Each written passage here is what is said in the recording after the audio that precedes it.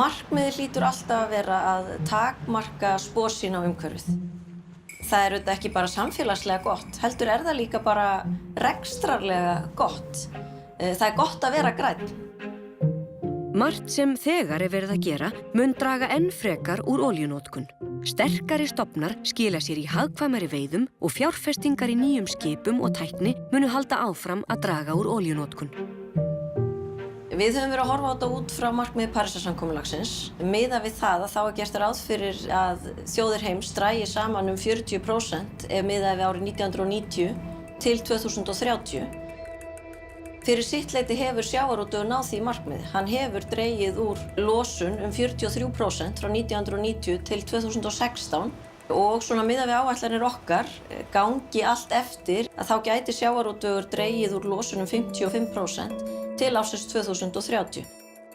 Ég lít svo að næstu skref sé aukið samtal milli stjórnvalda og atvinnulífs. Því þetta er ju ekki bara eins og ég segi atvinnugreinarnar einnar að sjá til þess að við minnkum fótsporið. Í aðgerðaráætlun stjórnvalda orkuskipti er gert ráð fyrir að hlutfall endurnýjanlegrar orku í haftengdri starfsemi verði að minnstakosti 10% fyrir árið 2030. Aukið hlutfall endurnýjanlegrar orku ásamt minni heildarorkunotkun geta samanlagt haft mikil áhrif á útblástur frá sjávarútvegi. Þá mun þetta draga úr eldsneytisbrennslunni. Svo til þess að ná henni algjörlega niður þá þarf að fara í orkuskipti og það er svolítið flóknara mál.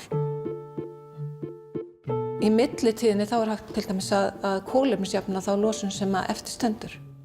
Og svo kolefnisjöfnun sem hefur verið hér á Íslandi felst í landgræðslu og skógrækt sem bindur kolefni úr andrúmslofti og svo hins vegar að endurheimta votlendið.